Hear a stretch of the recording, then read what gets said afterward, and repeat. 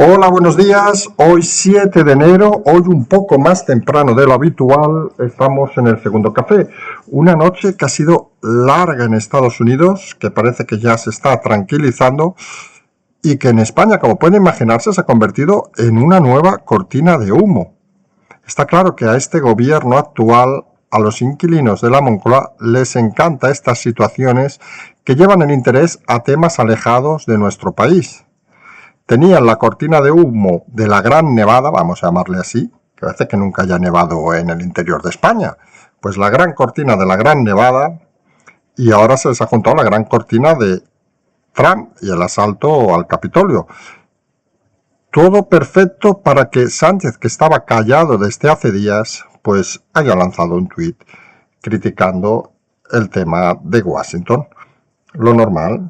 Aquí, mientras se pueda ocultar o no se tenga que hablar de los muertos, de la crisis económica y del fracaso de la operación de la vacuna, todo es lícito. Y es algo que hemos comentado más de una vez, es decir, la comunicación muchas veces no es lo que uno comunica, lo que quiere comunicar, sino redirigir otras comunicaciones para darles más interés de lo que uno no quiere comunicar ni hablar. Y se hace extraño que el presidente Sánchez, bueno, vamos a ser sinceros, extraño no se hace nada, que el presidente Sánchez esté en silencio con esta cantidad de muertos, con la crisis económica, sobre todo con el fracaso de la vacuna, donde no ha dado la cara en ningún momento, y se dedique a hablar de cosas de países exteriores. Bueno, es una manera diferente de enfocar la política y una manera que está claro que tiene la insignia detrás de redondo, porque está claro de que esta comunicación, estos giros de la comunicación, tienen detrás una marca muy clara.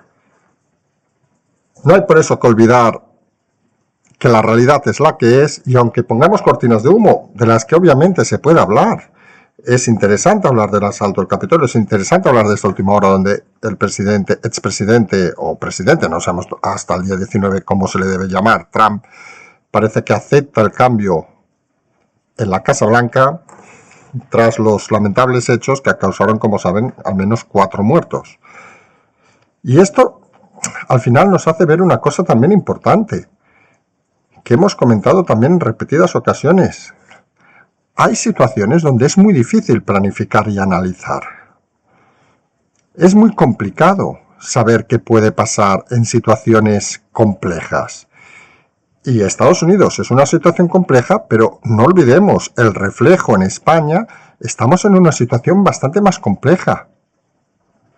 Allí parece que alguien no está de acuerdo con los resultados electorales. Totalmente de acuerdo.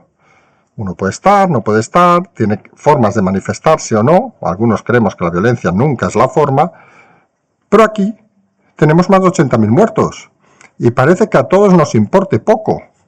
Se hace cuanto menos curioso esa, digamos, dedicación a valorar por algunos, que solo hay que verse los medios de hoy, el asalto al Capitolio, 4 muertos, una vergüenza, todo lo que quieran, y que hayan estado callados con 80.000 muertos. Algunos periodistas, algunos medios de comunicación, lo hemos dicho en más de una ocasión, dan auténtica vergüenza. Y no solo por hacer una comparativa de números, 4 contra 80.000, no por decir que unos son de aquí y otros son de allá. No por decir que se violenta la democracia, no. Claro que se violenta una democracia asaltando la institución de todos los ciudadanos, en este caso el Capitolio en Estados Unidos, en Washington. Pero aquí también se asalta la democracia. Aquí recordamos a un partido que está en el gobierno que impulsó rodear el Congreso. ¿Y qué eran? ¿Demócratas? ¿Aquellos son fascistas y estos son demócratas? ¿O todos los que intentan asaltar donde emana el poder de la democracia son fascistas? Pues algunos creemos esto segundo.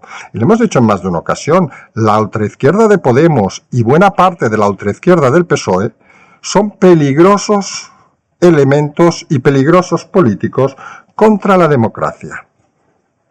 Esos que ahora se ufanarán, que dirán, que hablarán, que esto de Trump es una vergüenza, que ha alentado. Pero señores, léanse las declaraciones de Pablo Iglesias, que alentaba a asaltar el Congreso. Léanse las declaraciones de Pablo Iglesias, que alentaba, por hablar de otro tema, a pegar a las mujeres hasta que sangraran. Léanse las declaraciones de Pablo Iglesias, que se ha comprado una casa, como decían ayer en una conferencia de ex compañeros ahora de formaciones de izquierda, que Podemos ha convertido en el basurero donde van todos aquellos que necesitan un empleo. Y criticaban al pequeño burgués de Pablo Iglesias, que es lo que es, que dice una cosa y luego se compra una casa, luego se coloca a su concubina en el ministerio sin tener un conocimiento, y aquí parece que no pasa nada.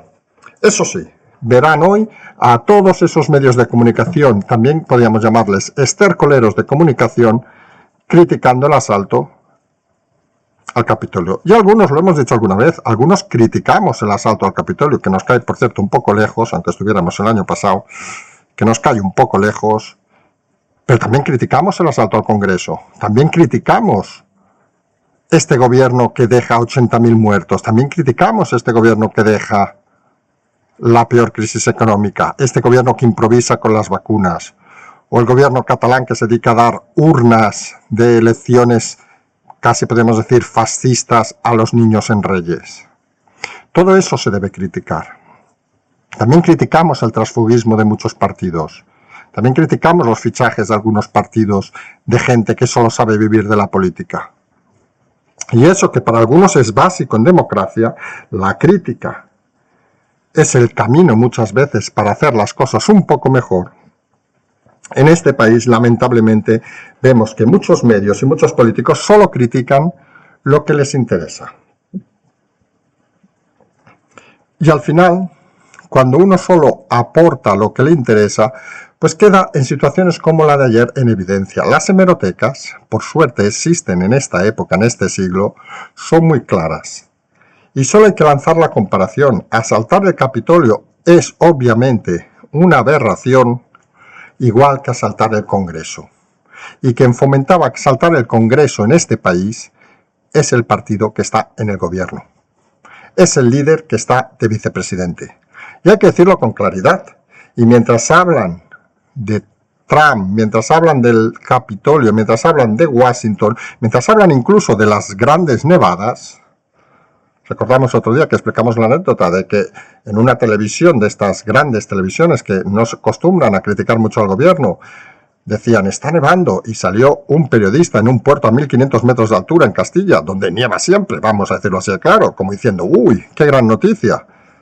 Pues si nieva, nieva, pero los muertos siguen estando donde están. Haya nevadas, asalten el Capitolio o no lo asalten. Y esa debería ser la preocupación de nuestros políticos y de nuestros medios. No estar callados con los muertos, no estar callados con la crisis, no estar callados con el escaso éxito de la vacuna, no estar callados en nada. Vamos a ver si esto cambia en ese sentido, creemos que no. Hay posiciones muy rotundas, hay posiciones que necesitan de estas informaciones y estas cortinas para sobrevivir en su miserable mundo. Y en ese sentido, poca esperanza tenemos con estos medios. Mientras seguimos con el tema de Cataluña, que recuerden, en principio el 14 de febrero debería haber elecciones, ya decimos desde aquí que difícilmente las va a haber, con la situación actual de la pandemia. Hoy ha aparecido un nuevo fichaje. Ha fichado Ciudadanos, suponemos un poco tras la espantada de su candidata Lorena Roldán al PP, ha fichado a la periodista Ana Grau. Bueno, al menos hay una cosa que decir importante, hay gente que se ha ganado el respeto. Y Ana Grau es una de esas personas, es decir, podemos estar de acuerdo o no podemos estar de acuerdo, pero al menos no es una trampillera que vive de la política, como el caso de Lorena Bernal, Lorena Roldán, que no se le conoce otra actividad, y al menos ha trabajado y luchado por Cataluña. Luego que podamos estar más a favor, más en contra de estos fichajes mediáticos, eso es otra historia. Pero lo que está claro que quien se gana el respeto, quien tiene una trayectoria, a algunos nos parece bien que entre en política. Quien solo sabe vivir de política, quien solo sabe medrar en la política, nos parecen unos fichajes nefastos. En ese sentido, algunos lo decimos con claridad, la política de fichajes de Ciudadanos en Cataluña parece más inteligente que la política de fichajes del PP en Cataluña. Vamos a ver cómo se desarrolla esto que ya parece el mercado de invierno de fichajes de fútbol, de fichaje tras fichaje, y vamos a ver quién la dice más grande. Lo que confirma en todo caso estos fichajes es que los propios partidos tienen claro que sus políticos actuales son un cero a la izquierda, porque si no, ¿para qué van fichando de otros partidos o gente de fuera de la política? Porque si ellos mismos supieran que lo hacen bien, no ficharían a nadie. Y eso es tan evidente que a veces no es ni explicarlo para pensar, es simplemente pensarlo. Las cosas son así y en ese sentido parece que no van a cambiar mucho. Nosotros nos emplazamos a más tarde, si no hay ninguna novedad. Recuerden, tienen el Patreon, tienen la cuenta, tienen el canal de YouTube para suscribirse. Y como siempre decimos, seguimos.